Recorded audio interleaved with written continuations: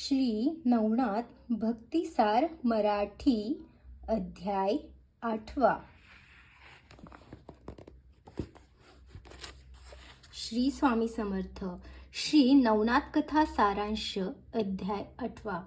मच्छिंद्रनाथ वज्रेश्वरी सोडून पुढे उत्तरेकडे गेले.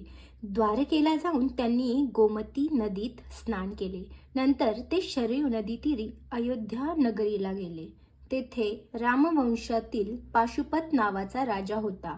तो रामाच्या देवालयात पूजेसाठी गेला होता. त्याच्याबरोबर मोठे सैन्य होते. देवालयातही अपरंपार गर्दी होती.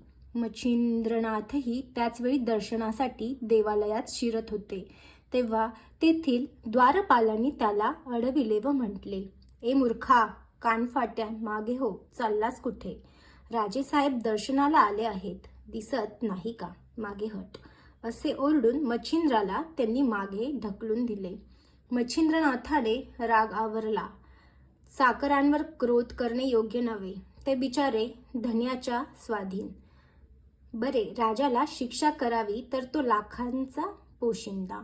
त्याची हानी म्हणजे सर्व प्रजेची हानी. म्हणून राजालाही कठोर शिक्षा करून चालणार नाही, असा विचार करून मच्छिंद्रनाथ मंदिराबाहेरच्या गर्दीत थांबले. देवालयात राजा मूर्तीसमोर साष्टांग नमस्कार घालीत होता. मच्छिंद्राने गुप्तपणे भस्मावर स्पर्शास्त्र मंत्रून त्याच्या दिशेने ते टाकले. राजावर त्याचा असा प्रभाव पडला की तो दंडवत घालून जो पडला होता तो भूमीला चिकटूनच राहिला. रामाच्या मूर्तीसमोर राजा पडलेला, त्याला उठताच येईना. सगळे लोक पाहत राहिले. सर्वच गोंधळ झाला. कोणातरी योग्याचा अपमान झाला असणार, म्हणूनच राजाची अशी अवस्था झाली, असे सर्व बोलू लागले व सर्वत्र शोध घेऊ लागले. द्वारपालांकडून मच्छिंद्रनाथाचा शोध लागला. मग मंत्री येऊन त्याच्या पाया पडले व काकुळतीला येऊन त्याला विनवू लागले. त्यांची दया येऊन मग नाथाने विभक्त मंत्र जपून राजाला सोडविले. राजा उठला. तोही नाथाला शरण आला. मच्छिंद्रनाथाचे नाव कळताच तो आनंदाने गहिवरला. त्याने आधीच मच्छिंद्रनाथांची कीर्ती ऐकली होती. तेव्हा प्रत्यक्ष दर्शन झाल्यामुळे त्याच्या आनंदाला पारावारा उरला नाही. त्याने मोठ्या सन्मानाने मच्छिंद्रनाथाला राजवाड्यात नेले आणि त्यांचा मोठा सत्कार केला. राजाने मच्छिंद्रनाथांची सेवा इतकी मनोभावे केली की त्याच्यावर मच्छिंद्रनाथ प्रसन्न झाला. तो म्हणाला, "राजा, तुझी काय इच्छा आहे ती सांग, मी पूर्ण करीन." तेव्हा राजा हात जोडून म्हणाला, "महाराज, मी रामचंद्राच्या वंशातला आहे. मला त्याचे दर्शन होईल तर मी स्वतःला फार धन्य समजेन." मच्छिंद्रनाथाने राजाचे म्हणणे मान्य करून राजाला सभागृहाच्या बाहेर मोकळ्या पटांगणात नेऊन आपले अमोघ अस्त्र म्हणजे वाताकर्षण अस्त्र काढले. भस्माची चिमूट मंत्र म्हणून त्याने सूर्यावर फेकली. त्यामुळे रथाचा आधार असे जे वायुचक्र ते आकृष्ट झाले व सूर्याचा रथ पृथ्वीवर उतरला. त्याचे तेज इतके दाहक झाले की पृथ्वीवर सगळीकडे अग्नी भडकला व सृष्टी जळू लागली. ते पाहून मच्छिंद्रनाथाने जलदास्त्राचा प्रयोग करून तो भयंकर अग्नी शांत केला. सूर्य मात्र वाताकर्षण अस्त्रामुळे अश्व अरुणांसह निचेष्ट पडला होता. त्यामुळे स्वर्गातील सर्व देवांचे तेजही क्षीण झाले व त्यांचे मुख्य ब्राह्मण विष्णू व शंकर हे पृथ्वीवर आले. मच्छिंद्र सर्वांचा आवडता होता, पण त्याने सूर्याची अशी वाईट स्थिती केल्यामुळे ते दुःखी झाले.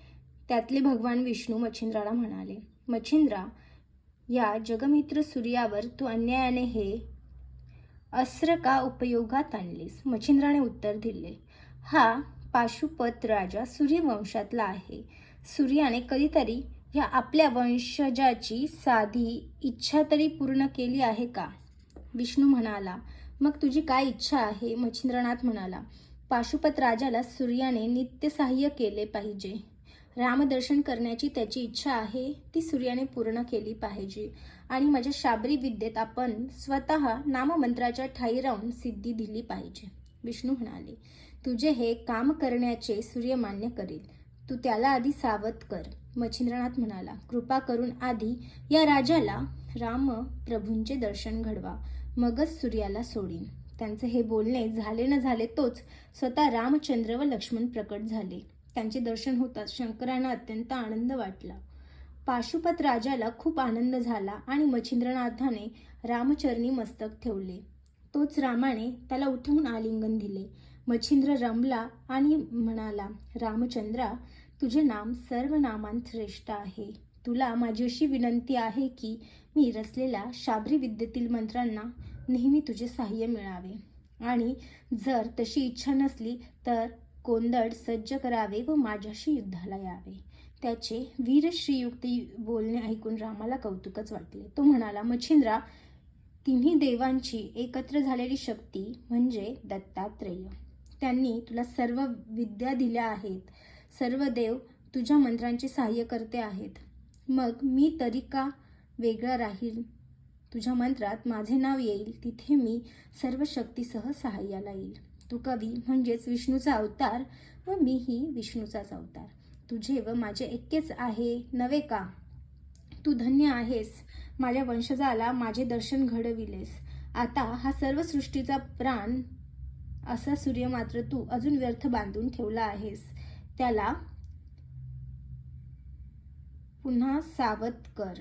हे ऐकून मच्छिंद्र व सर्व देवही संतोष पावले. नाथाने लगेच वाताकर्षण मंत्र आवरून घेतला. सूर्याची बंधनातून सुटका झाली. तो इकडे तिकडे पाहू लागला तेव्हा सर्व देव जमलेले त्याला दिसले. आपल्याला कोणत्या योगी वीर पुरुषाने बद्ध केले ते पाहण्याची इच्छा सूर्याने प्रकट केली. देवांनी मच्छिंद्राला सांगितले, सूर्यदेव तुम्हाला दर्शनाला बोलावित आहेत. मच्छिंद्रनाथ निघाला, पण सूर्याच्या दाहकतेविरुद्ध उपाय म्हणून त्याने चंद्रास्त्राचा जप करून मागे व पुढे असे 2 शीतल चंद्र उत्पन्न केले.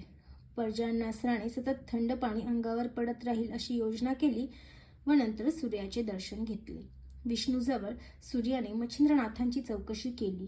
तो कविनारायण असून कलियुगात ईश्वरी कार्य करीत आहे असे कळाले. तेव्हा सूर्याने त्याला वरदान देऊन शाबरी विद्येला सहाय्य करीन असे आश्वासन दिले. त्यानंतर अरुणाने 7 अश्वांना गती दिली व सूर्य गगनमार्गाने प्रवास करू लागला. सर्व देव, रामचंद्र व लक्ष्मण हेही स्वस्थानी गेले. राजासह मच्छिंद्रनाथ राम मंदिरात गेला. तेथे यथासांग पूजा करून व पाशुपताचा निरोप घेऊन तो अयोध्येतून पुढे वंग देशात गेला. मराठी भावार्थ अध्याय 8 समाप्त.